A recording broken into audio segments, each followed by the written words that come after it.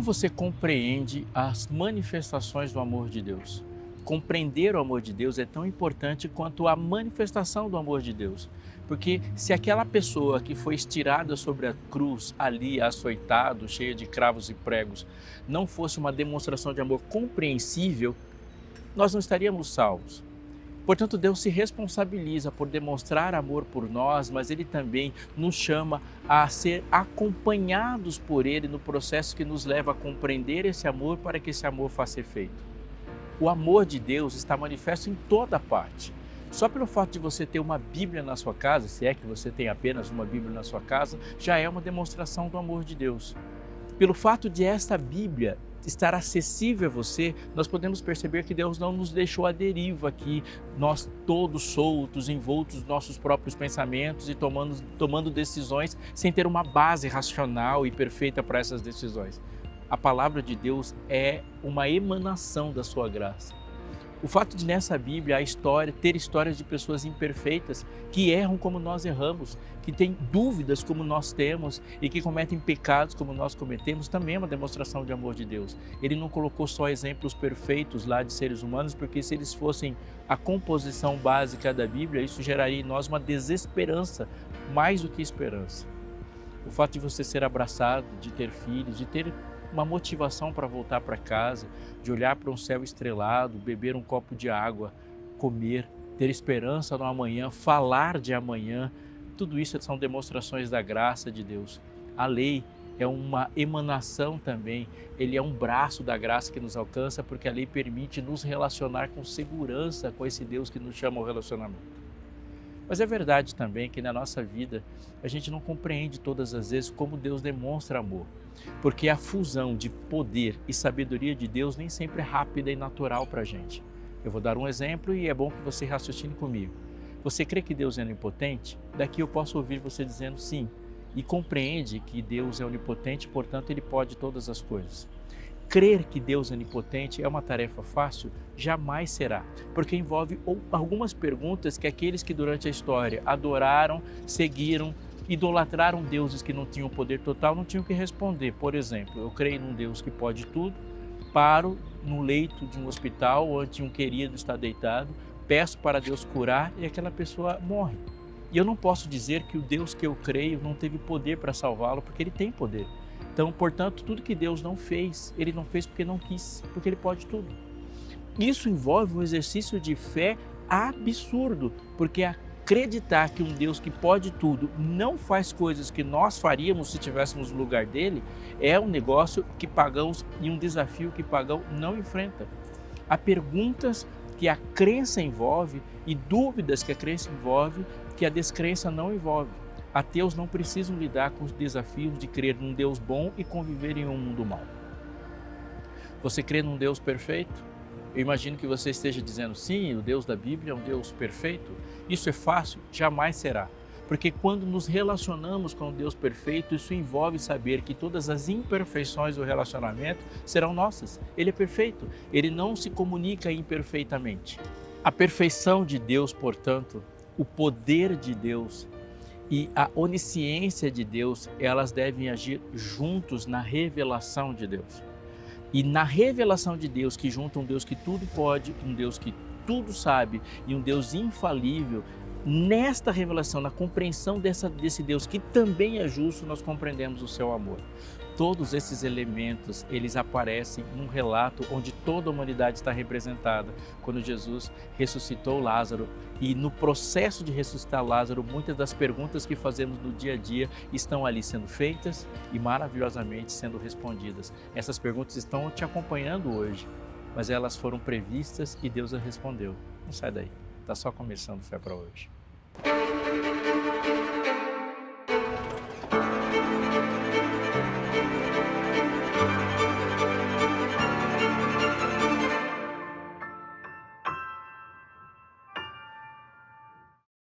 A maior parte dos cristãos do mundo que tem textos bíblicos assim de memória, quando perguntados sobre uma definição de pecado, eles vão citar primeiramente o texto que João escreveu na sua primeira epístola.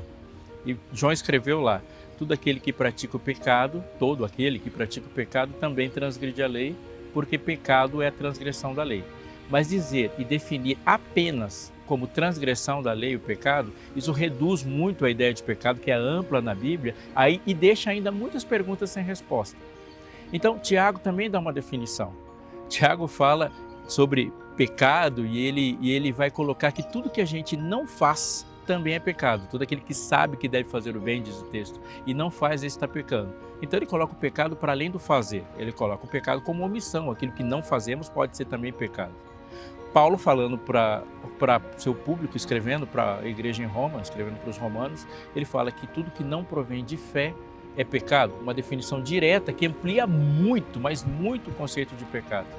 Eu lembro daquilo que Jesus falou em João 14, quando ele fala e define pecado e fala da ação do Espírito Santo, dizendo que não crer nele é pecado. Ele diz que quando o Espírito Santo vier, ele convencerá o mundo do pecado, da justiça e do juízo. E ele fala do pecado porque não crê em mim. Esses 4 textos já nos dão um vislumbre da complexidade do que é pecado. Se pecado fosse uma coisa simples, o plano da salvação também seria. Portanto, a gente não compreende o que aconteceu na cruz e tudo que envolve a cruz sem compreender o tamanho do problema que estava sendo resolvido ali.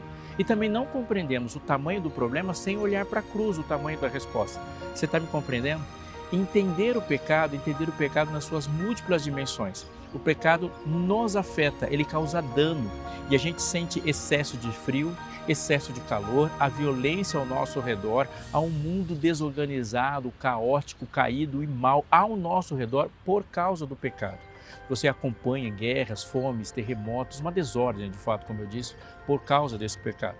Nós entristecemos-nos por causa do pecado, mas existe também uma ação do pecado em nós. Sentimos vontades que não deveríamos ter.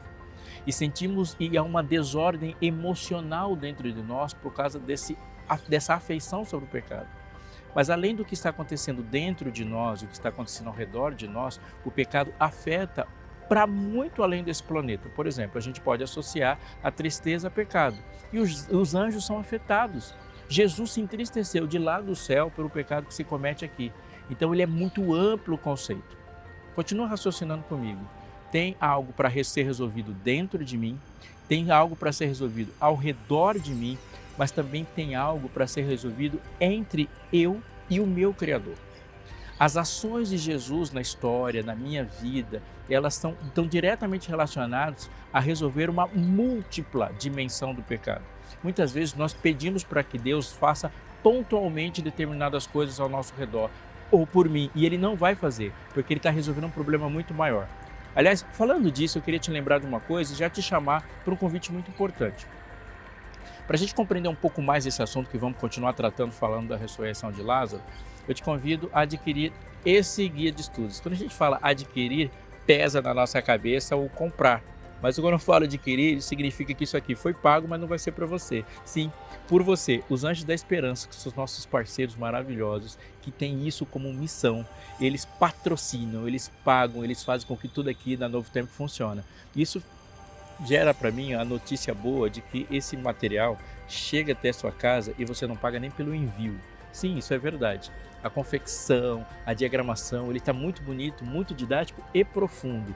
Isso aqui é feito para que você compreenda esse que é o maior problema que a humanidade já enfrentou, que é o pecado e, obviamente, como que Deus soluciona esse problema.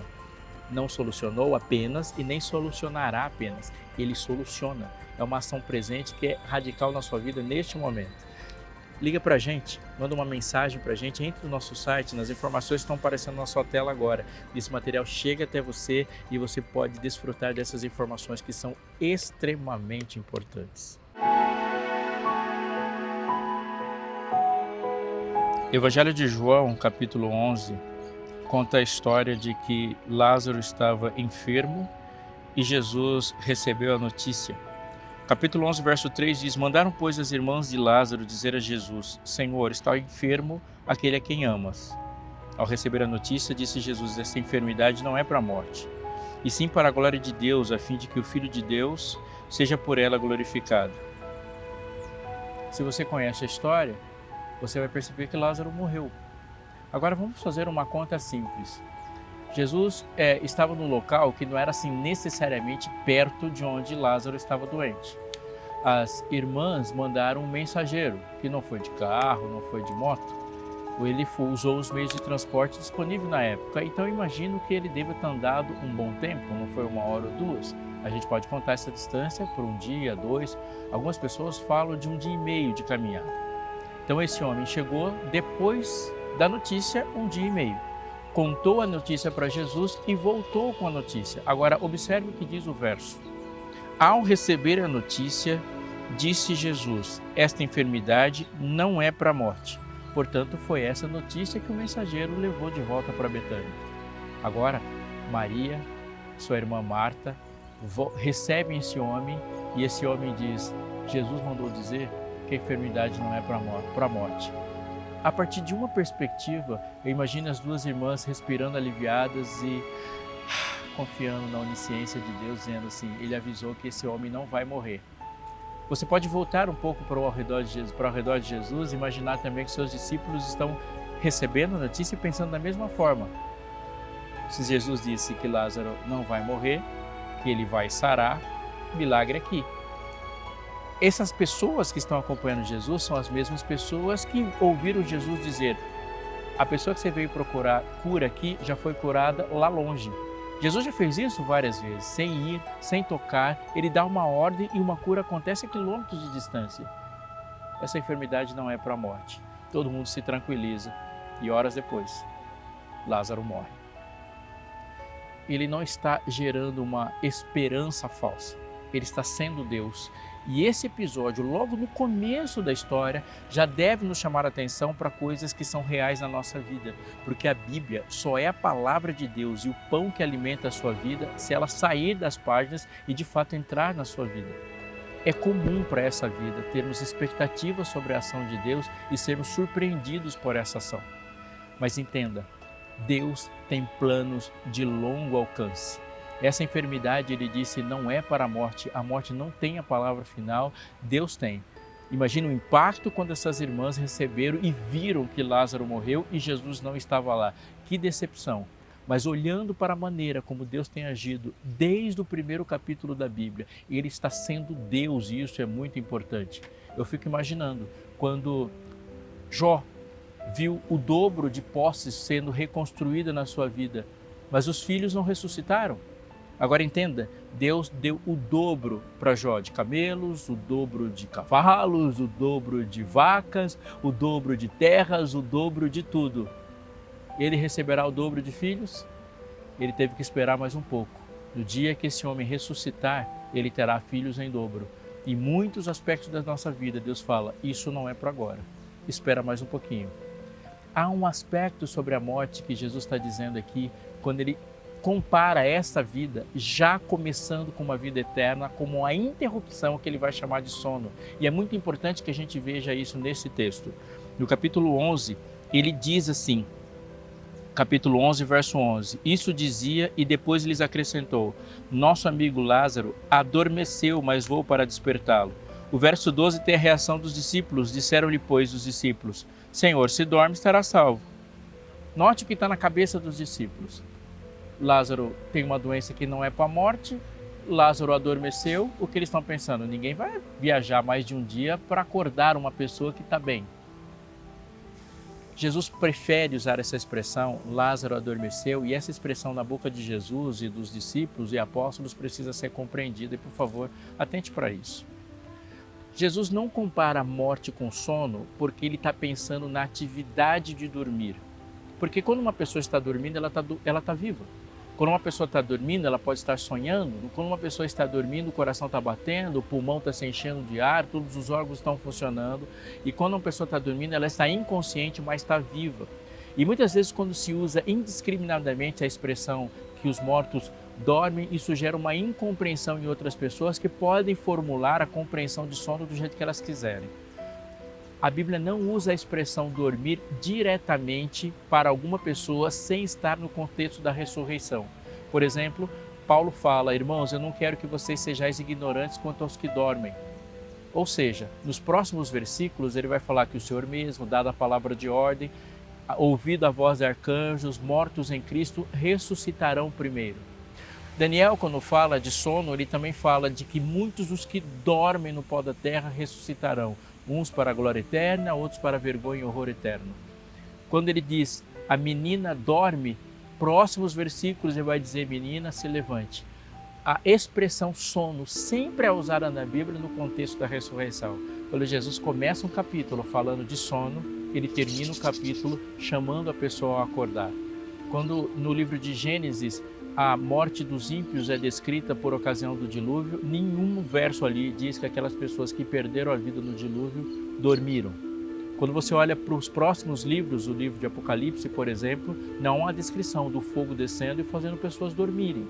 Ele não usa a expressão adormeceu para Herodes, que morre comido por bicho, ou por todos os outros. Adormecer sempre é no contexto da ressurreição e na maior parte dos versículos é sobre o justo. O que ele está dizendo é que um sono é um intervalo entre a consciência e a inconsciência. A vida eterna, ela começa com incorruptibilidade, usando a expressão de Paulo, com perfeição, com impecabilidade, no momento que seremos transformados. Mas a experiência da vida eterna, sabendo que passamos por uma pausa na nossa vida que é a morte, mas o que começou com Cristo na sua aceitação vai continuar com Ele, é uma experiência de hoje e isso gera uma perspectiva para a vida toda. Por favor, compreenda, porque isso é por demais importante. Se a certeza de que você vai viver para sempre não determina os seus planos, isso significa que essa certeza não é tão sólida assim. Os planos de Jesus, eles são carregados de esperança, a calma, a serenidade, as estratégias estão todas baseadas no conhecimento que ele tem sobre o futuro também. Então ele olha e fala, Lázaro dorme, mas eu vou para despertá-lo. Ele sabe o que é a realidade de Lázaro agora, sabe a realidade de Lázaro 4 dias depois da sua morte, e ele sabe qual é a realidade de Lázaro, de Maria, de Marta, a minha e a sua, para daqui milhares de anos. Esse é Jesus. A sua palavra faz efeito em cada segundo da vida. E agora ele junta isso tudo numa caminhada.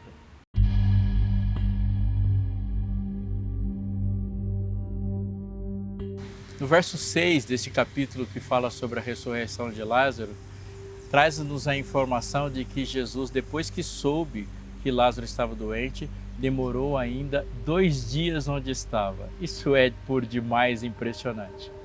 Mas isso nos leva a 2 conclusões e nos leva a 2 reflexões para chegar a essas conclusões.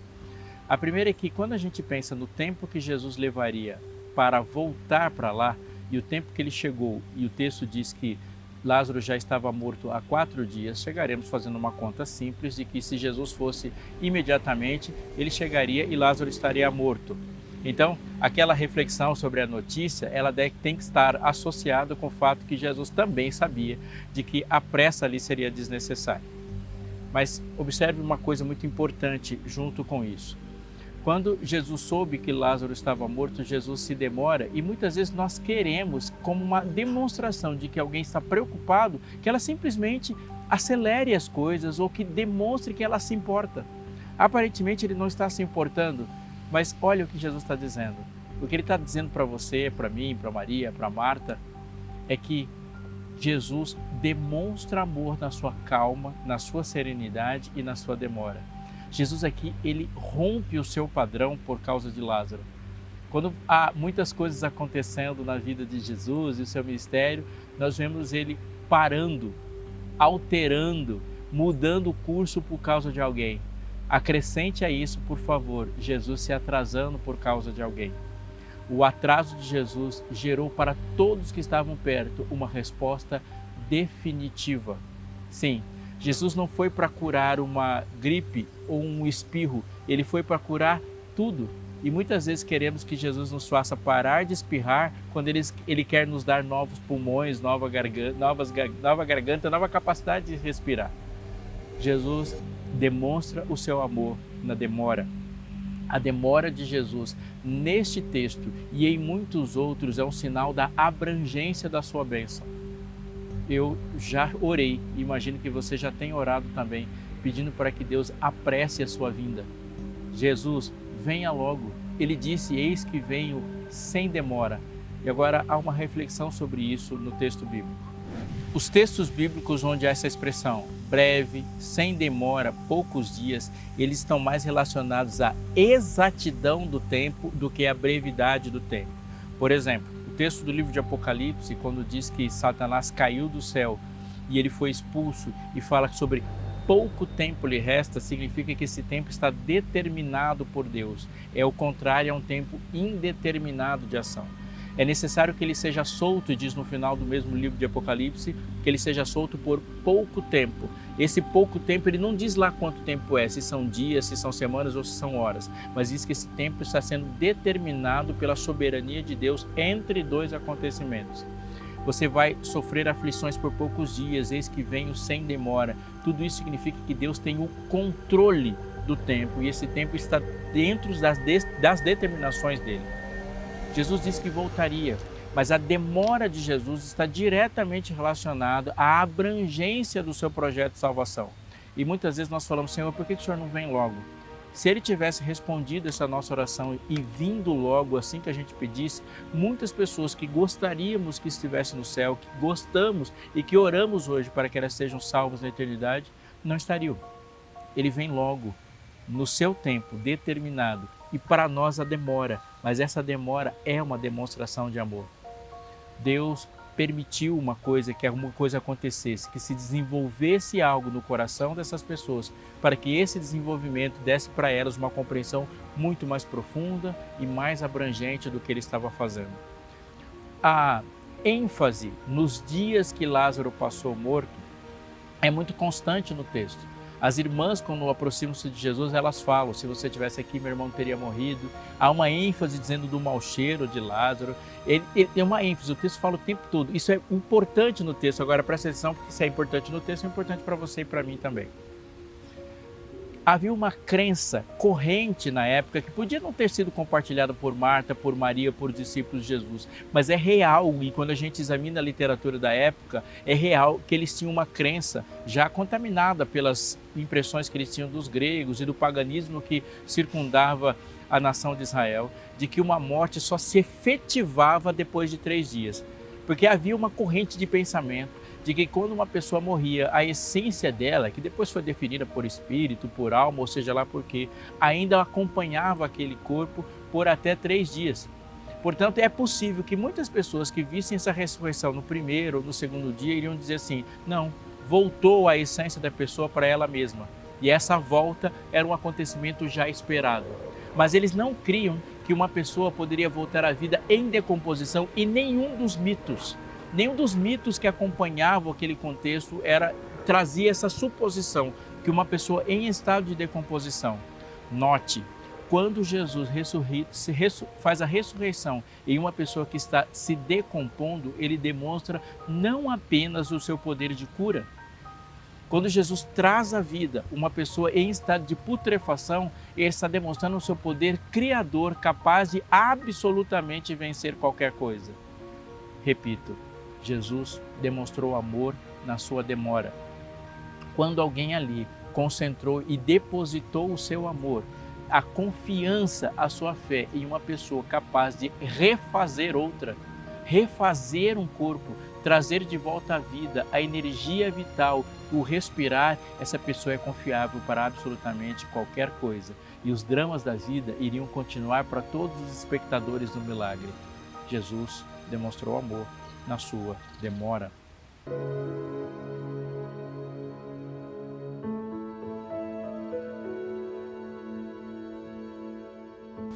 Marta, quando soube que vinha Jesus, saiu ao seu encontro.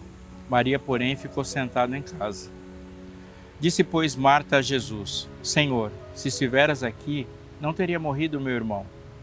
Mas também sei que, mesmo agora, tudo quanto pedires a Deus, Deus te concederá. Declarou-lhe Jesus, teu irmão há de ressurgir.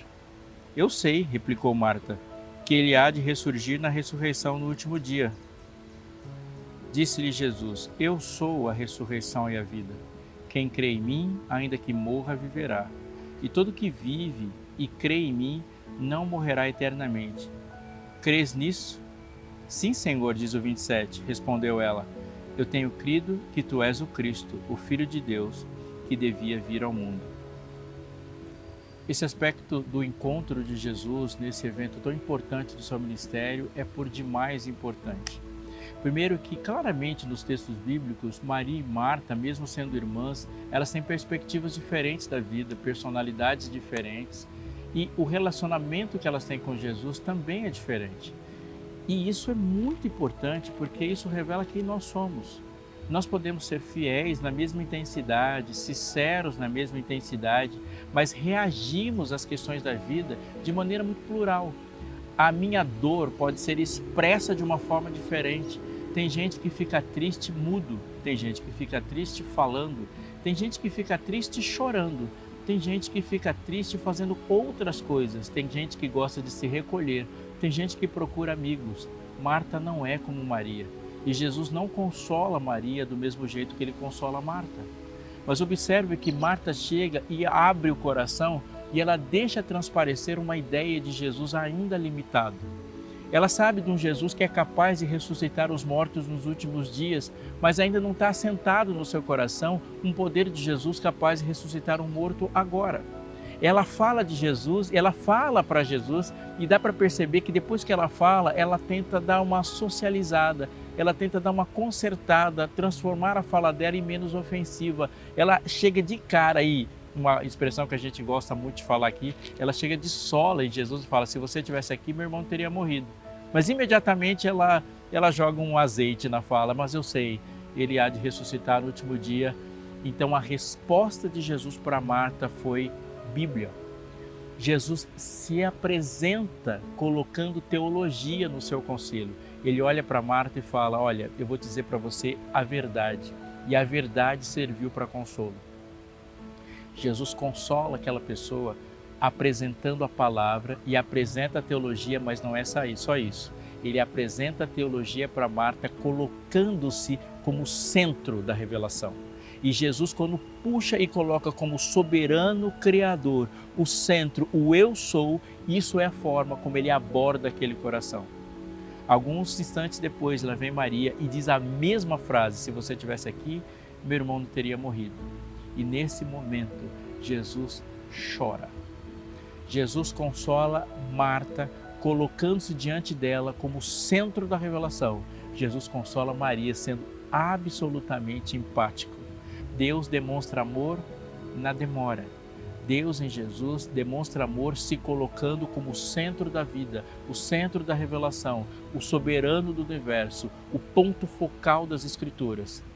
Deus consola Maria, olhando para ela, chorando com ela e dizendo em cada lágrima que escorreu, eu me importo com você. Mas antes de eu terminar, eu preciso dizer uma coisa sobre este dia. Jesus chorou, um versículo importante, curto da Bíblia. Mas o choro de Jesus é muito mais do que um choro de decepção ou de tristeza. Jesus chorou de indignação. Isso é muito importante. Jesus chorou e revolveu-se os seus sentimentos dentro dele, porque ele estava indignado com a realidade da morte. Você crê em um Deus que se afeta. Ele se apresentou como alguém diante de você que se importa, que é uma pessoa e que é afetado. Amigo, nenhuma lágrima que já escorreu do seu rosto já nasceu do seu próprio rosto. Nenhuma lágrima que escorreu do seu rosto nasceu do seu rosto. Todas as lágrimas que você já deixou cair começaram nos olhos de Jesus. Ele se importa com você.